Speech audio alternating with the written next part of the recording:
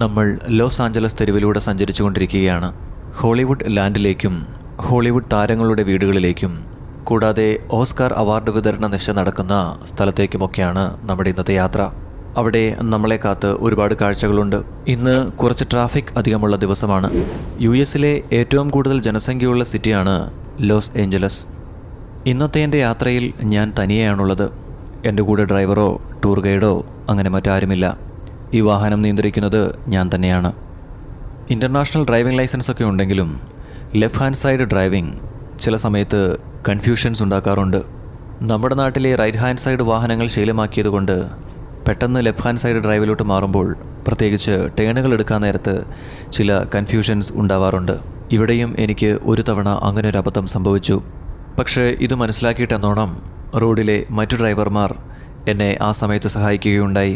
തികച്ചും മനുഷ്യത്വപരമായ ഒരു സമീപനം.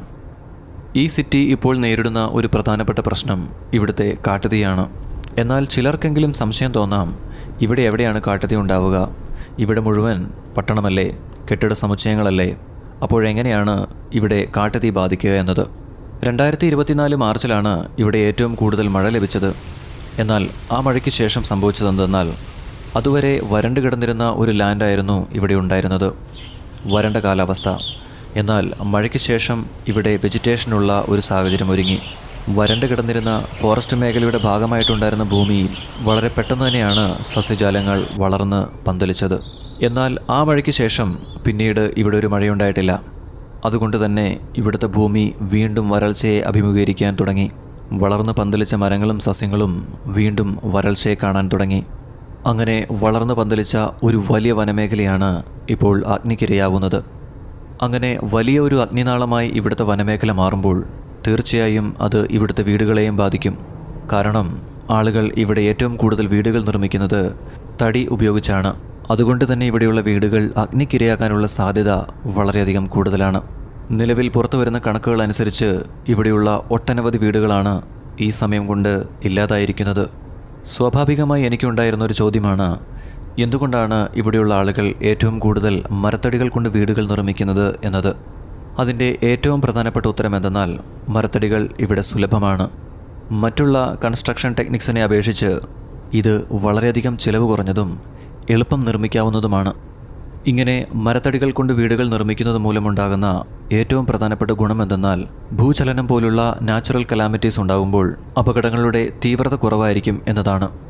അങ്ങനെ ഒരുപാട് കാരണങ്ങൾ ഇവിടുത്തെ വീട് നിർമ്മാണത്തിൻ്റെ പിന്നിലായി നമുക്ക് കാണാൻ സാധിക്കും. നമ്മളിപ്പോൾ ഹോളിവുഡിൽ എത്തിയിരിക്കുന്നു. നമ്മുടെ വാഹനം കുറച്ചപ്പുറത്തായി പാർക്ക് ചെയ്തിരിക്കുന്നു.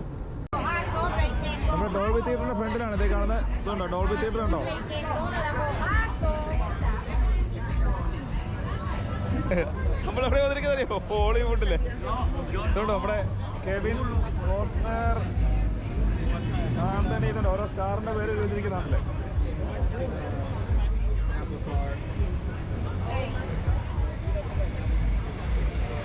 നമ്മുടെ ടൂർ കമ്പനി നടത്തുന്ന സ്റ്റാർ ടൂർ നടത്തുന്ന ഇത് നമ്മുടെ ഹോളിവുഡിൽ കൊണ്ടുവന്ന് നമ്മൾ ടൂർ നടത്തുന്ന ഓരോ വണ്ടികളാണ്. ഈ വണ്ടിയിലാണ് നമ്മളെ കൊണ്ടുവന്നത്. ഇവിടെ ഫുൾ ആഘോഷമാണ് കേട്ടോ, ഫുൾ ആഘോഷ മൂഡുകളാണ്. Starline Tours, book online, buy now. ഇതെല്ലാം നമ്മളെ ടൂർ കൊണ്ടുവന്ന കമ്പനികളാണ്. എല്ലാം ചീപ്പായിട്ട് കൊണ്ടുപോകും, വലിയ പൈസ ഒന്നുമില്ല.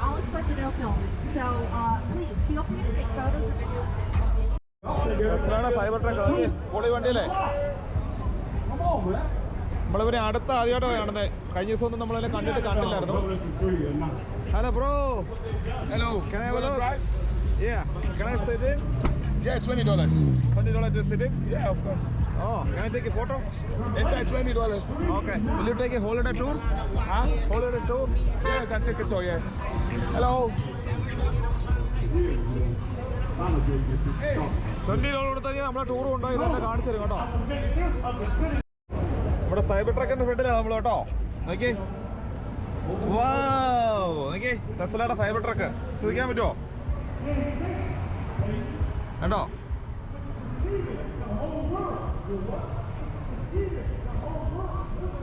ലെതർ സീറ്റ് എല്ലാം പൊളി സംഭവം കേട്ടോ. Thank you bro.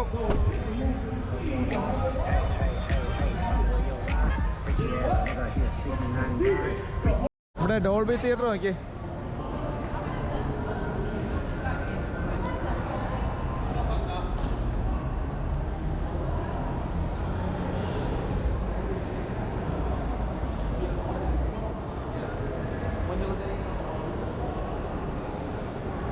നമ്മുടെ ഓസ്കാർ അവാർഡൊക്കെ നടക്കുന്നത് ഇവിടെയാണെന്ന് പറഞ്ഞത് കേട്ടോ.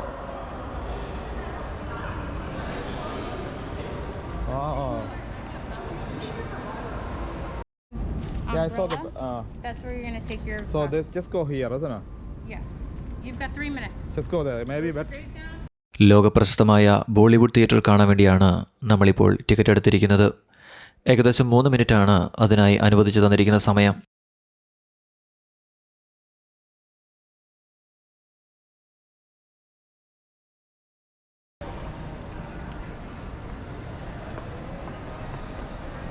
കുറേ സംഭവങ്ങളുണ്ട്, നമുക്കൊന്ന് ഓടി നടന്ന് കാണാം. ആദ്യം ഇത് പോയിട്ട് വരാം.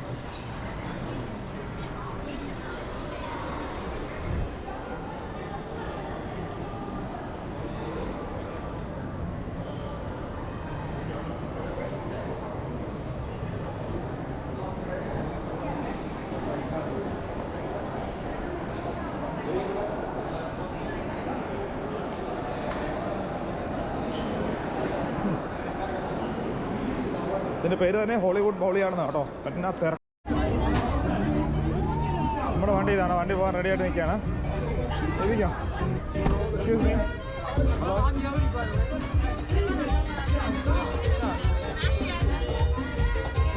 Hey Marcus. Ready? Can I go? Hamasyak você, that's why David acknowledged Hamasyak você as his power, man. We told him, hey, the Most High said, the my power, Hamasyak você, sit me on my right hand. Caught up in there, everybody was caught up in that, man. So I mean, we gotta say it, man. Hey, Apple Box.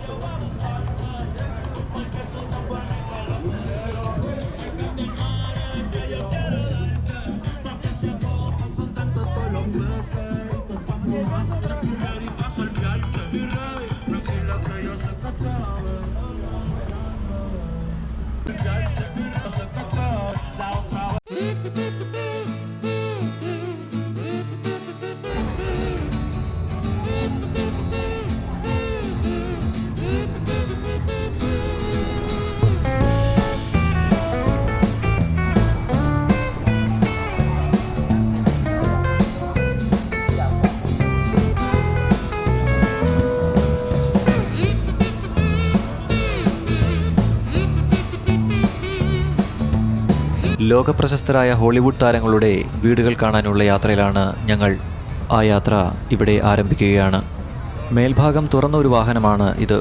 അതുകൊണ്ട് തന്നെ കാഴ്ചയുടെ കാര്യത്തിൽ ഒരു പൂർണ്ണതയുണ്ടാകും. Loss ആഞ്ചലസിലെ തീപിടുത്തത്തിൽ ഒരുപാട് സെലിബ്രിറ്റികളായുള്ള ആളുകളുടെ വീടുകൾ നഷ്ടപ്പെടാനിടയായി. Heidi Montag, Mel Gibson, Joshua Jackson, Paris Hilton, അങ്ങനെ ഒട്ടനവധി പേർക്കാണ് അവരുടെ വീടുകൾ നഷ്ടമായത്.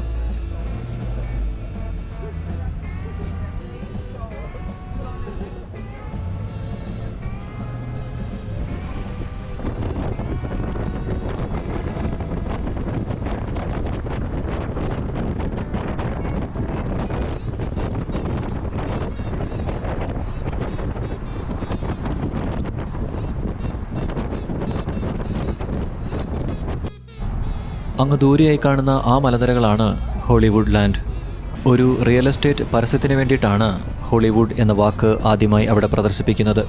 വഴിയരികിൽ വാഹനങ്ങൾ പാർക്ക് ചെയ്തിട്ടുണ്ട്. യാത്രക്കാരായിട്ടുള്ള ടൂറിസ്റ്റുകളായിട്ടുള്ള ആളുകളായിരിക്കണം ഇവിടെ അധികവും വരുന്നത്. ഈ ഒരു ഉയർന്ന പ്രദേശത്ത് നിന്ന് താഴെയുള്ള മുഴുവൻ പട്ടണവും ദൃശ്യമാകുന്നതാണ്. വളരെയേറെ മനോഹരമായൊരു സ്ഥലം. വാഹനം കുറച്ചു നേരം അവിടെ നിർത്തിയിട്ടതിന് ശേഷം വീണ്ടും യാത്ര തുടരുകയാണ്. എൻ്റെ കൂടെയുള്ള യാത്രക്കാരിൽ എല്ലാവരും തന്നെ വളരെയധികം ഊർജ്ജസ്വലരായി കാണപ്പെട്ടു. ചർച്ചകളിലും തമാശകളിലുമെല്ലാം അവർ ഈ വാഹനത്തിലുള്ള എല്ലാവരെയും തന്നെ ഉൾക്കൊള്ളിക്കുന്നുണ്ട്. എന്നാൽ എൻ്റെ യാത്രകളിൽ ഞാൻ ഏറ്റവും കൂടുതൽ കണ്ടിട്ടുള്ളത് സഹയാത്രക്കാരുമായി അകലം പാലിക്കുന്നവരെയാണ്. ഒരിക്കലും അവർ അവരുടെ സ്വകാര്യമായ സ്പേസ് വിട്ട് പുറത്തേക്ക് വരില്ല. എന്നാൽ ഈ വാഹനത്തിൽ എൻ്റെ കൂടെ യാത്ര ചെയ്യുന്ന എൻ്റെ സഹയാത്രക്കാർ അവരിൽ നിന്ന് വ്യത്യസ്തരാണ്. ലോകപ്രശസ്തനായ നടനും പാട്ടുകാരനുമൊക്കെയായ എൽവിസ് എയറോൺ പ്രെസ്ലിയുടെ വീടിന് മുൻപിലാണ് നമ്മളിപ്പോൾ എത്തിയിരിക്കുന്നത്. 1935 ജനിച്ച് 1977 അദ്ദേഹം അന്തരിക്കുന്നത്. King of rock and roll എന്നാണ് അദ്ദേഹം അറിയപ്പെട്ടിരുന്നത്. കിങ് ഓഫ് പോപ്പ് എന്നറിയപ്പെടുന്ന ലോകപ്രശസ്തനായ MJയുടെ വീടിന് മുൻപിലേക്കാണ് നമ്മളിപ്പോൾ എത്തുന്നത്. നമ്മുടെ പ്രിയപ്പെട്ട മൈക്കിൾ ജാക്സൺ 1958 ജനിച്ച് 2009 അദ്ദേഹം അന്തരിക്കുന്നത്. ലോസ് ആഞ്ചലസിൽ ഇവിടെ വെച്ച് തന്നെയാണ് അദ്ദേഹം അന്തരിക്കുന്നത്. ലോകത്തിലുള്ള എല്ലാ മനുഷ്യർക്കും അറിയാവുന്ന വളരെയധികം ഹൈ പ്രൊഫൈലായിട്ടുള്ള സെലിബ്രിറ്റികളിൽ ഒരാളാണ് മൈക്കിൾ ജാക്സൺ. അദ്ദേഹത്തിൻ്റെ ഒരു പാട്ടാണ് ഇപ്പോൾ ഈ വാഹനത്തിൽ പ്ലേ ചെയ്തിരിക്കുന്നത്.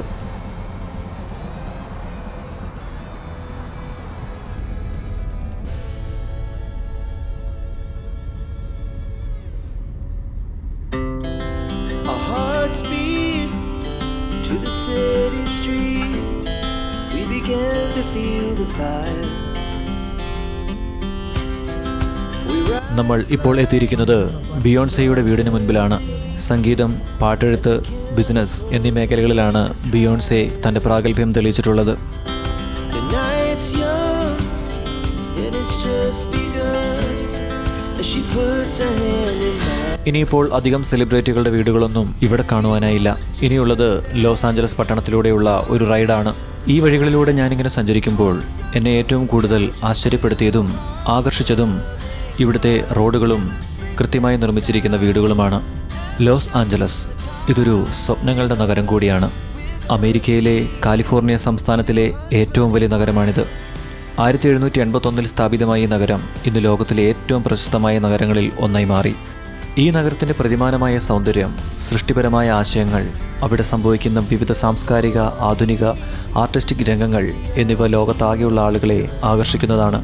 ലോസ് ആഞ്ചലസിൻ്റെ ഏറ്റവും വലിയ പ്രത്യേകതയാണ് ലോകമെമ്പാടും അനുഭവപ്പെടുന്ന ഹോളിവുഡ് സ്വപ്നം എന്നത്.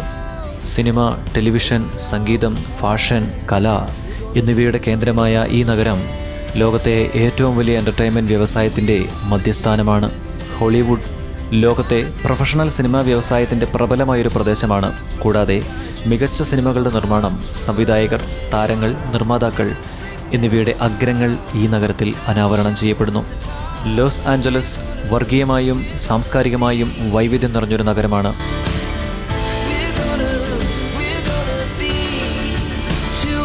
ഇവിടെ വിവിധ ദേശീയ സാംസ്കാരിക പ്രചരണങ്ങൾ, മതങ്ങൾ, ഭാഷകൾ എന്നിവ ചേർന്ന് ഒരു സമന്വിതത്വം രൂപപ്പെടുന്നു. Latino, Asian, African, American, European തുടങ്ങിയ വിവിധ സാമൂഹ്യ സാംസ്കാരിക ഉപഗ്രഹങ്ങൾ ഇവിടെ ജനിക്കുന്നത് നഗരത്തെ ഒരു ആകർഷകമായ ഒരു സമന്വിത സമൂഹമാക്കുന്നു. ഇത്തരം വൈവിധ്യങ്ങളാണ് ലോകമെമ്പാടുമുള്ള യാത്രക്കാരെ ആകർഷിക്കുന്ന ഒരു പ്രധാന ഘടകങ്ങളിലൊന്നായി പ്രവർത്തിക്കുന്നത്. ഇന്ത്യൻ, ചൈനീസ്, ലാറ്റിനോ, പാശ്ചാത്യ ഭാഷകൾ, സംസ്കാരങ്ങൾ, പഴയ പുതിയ കലാസൃഷ്ടികൾ എല്ലാം കലക്കിയ ഒരു നഗരമാണ് ലോസ് ആഞ്ചലസ്. പ്രകൃതി ദൃശ്യങ്ങളിലും അതിൻ്റെ അദ്വിതീയമായ സൗന്ദര്യത്തിലും പ്രസിദ്ധമാണ് ഈ നഗരം. ഇവിടെ എന്നെ ഏറ്റവും കൂടുതൽ ആകർഷിച്ചത് ഈ നാട്ടിലെ ആളുകളുടെ സംസ്കാരമാണ്. മുൻപുള്ള എൻ്റെ യാത്രാനുഭവങ്ങളിൽ അന്യരോട് ഇടപെടാൻ വളരെയധികം വിമുഖത കാണിക്കുന്ന മനുഷ്യരെയാണ് ഞാൻ കണ്ടിരുന്നത്. അന്യരായുള്ള മനുഷ്യരോട് എപ്പോഴും ഒരു സമദൂരം പാലിച്ച് കൃത്യമായി അളന്നു മുറിച്ച് മാത്രമേ അവർ സംസാരിക്കുകയുണ്ടായിരുന്നുള്ളൂ. അതുകൊണ്ട് തന്നെ ഈ ലോകരാജ്യങ്ങളിലൂടെ ഇത്രയേറെ സഞ്ചരിച്ചിട്ടും ടൂർ ഗൈഡുകളെ ഒഴിച്ചു നിർത്തിയാൽ പരിചയക്കാരോ സുഹൃത്തുക്കളോ ആയിട്ടുള്ളവർ മറ്റു രാജ്യങ്ങളിൽ ഉണ്ടായിട്ടില്ല. നമ്മൾ ഇപ്പോൾ ഇവിടെ കാണുന്ന റൂട്ട് 66 എന്ന ബോർഡിന് വളരെയേറെ പ്രാധാന്യമുണ്ട്. ഇതിൻ്റെ മറ്റൊരു പേരാണ് US ഹൈവേ 66. ഇത് തന്ത്രപ്രധാനമായ ഒരു ഹൈവേ ആണ്. ചിക്കാഗോയിൽ ആരംഭിച്ച് ഇലിനോയ്സ് വഴി ലോസ് ആഞ്ചലസുമായി ഇത് കണക്റ്റഡ് ആണ്. രണ്ടാം ലോകമഹായുദ്ധത്തിൻ്റെ കാലത്ത് മിലിറ്ററി ഈ പാത ഏറ്റവും കൂടുതൽ ഉപയോഗിച്ചിരുന്നു. 1950 മുതൽ പിന്നീട് അങ്ങോട്ട് ഈ പാത പ്രസിദ്ധമായത് ലോസ് ആഞ്ചലസിലോട്ടുള്ള ടൂറിസ്റ്റുകളുടെ വരവ് മൂലമാണ്. അവർ പ്രധാനമായും ഈ പാതയാണ് തിരഞ്ഞെടുത്തിരുന്നത്. ഇങ്ങനെയുള്ള ഒരുപാട് കാരണങ്ങളാൽ റൂട്ട് 66 ബുക്കുകളിലും പാട്ടുകളിലും സിനിമകളിലും ടെലിവിഷൻ ഷോകളിലും വരെ നിറഞ്ഞു നിന്നിരുന്നു. ഇതോടുകൂടി ഈ പട്ടണത്തിലുള്ള ഇന്നത്തെ യാത്ര ഞാനിവിടെ അവസാനിപ്പിക്കുകയായി. ഹോട്ടൽ മുറിയിൽ പോയി കുറച്ച് വിശ്രമിച്ചതിന് ശേഷം വീണ്ടും ഞാൻ ഹോളിവുഡ് തെരുവിലൂടെ നടക്കാനിറങ്ങിയിരിക്കുകയാണ്. ഇപ്പോൾ ഇവിടെ രാത്രിയായിട്ടുണ്ടെങ്കിലും അതിൻ്റെ പ്രത്യേകിച്ചുള്ള മാറ്റങ്ങളൊന്നും തെരുവിൽ കാണാനില്ല. പകൽ സമയം ഇവിടെ എങ്ങനെയായിരുന്നോ അതുപോലെ തന്നെ ആളുകളാൽ നിറഞ്ഞതാണ് ഈ രാത്രി സമയവും. കൂടാതെ വെളിച്ചത്തിൻ്റെ കാര്യത്തിലും അതുപോലെ തന്നെ. ക്യാപിറ്റൽ സിറ്റി ഓഫ് എൻ്റർടൈൻമെൻറ്റ് എന്ന് പറയുന്നത് എത്ര അർത്ഥവത്തായ വരികളാണ് എന്ന് ഞാൻ ഓർത്തു. കാരണം ഈ തെരുവിന് ഒരു വൈബുണ്ട്. ഇവിടെയുള്ള എല്ലാ മുഖങ്ങളിലും ഒരു തേജസ്സും സന്തോഷവും നമുക്ക് കാണാൻ സാധിക്കും. മാത്രവുമല്ല ഇവിടെ എപ്പോഴും ഒരു പശ്ചാത്തല സംഗീതമുണ്ടാവും. ആ സംഗീതത്തിൻ്റെയൊക്കെ താളം നമ്മുടെ നടപ്പിൻ്റെ താളത്തിനെ വരെ സ്വാധീനിക്കുമെന്നത് സത്യമാണ്. വളരെയധികം സന്തോഷമുഖരിതമായ ഈ നഗരത്തിൻ്റെ ഈ പശ്ചാത്തലത്തിൽ വെച്ച് ഞാൻ ലോസ് ആഞ്ചലസിൻ്റെ ഈ എപ്പിസോഡ് ഇവിടെ അവസാനിപ്പിക്കുകയാണ്. എന്നാൽ ഒരിക്കലും അവസാനിക്കാത്ത നമ്മുടെ യാത്ര തുടർന്നുകൊണ്ടേയിരിക്കും. എൻ്റെ കൂടെയുള്ള യാത്രയിൽ പങ്കാളികളാകുവാൻ ഈ ചാനൽ സബ്സ്ക്രൈബ് ചെയ്യുക. അപ്പോൾ നമുക്ക് അടുത്ത എപ്പിസോഡിൽ വെച്ച് കണ്ടുമുട്ടാം. സ്നേഹപൂർവ്വം ഷിജു ജോർജ് സൈനിങ് ഓഫ്.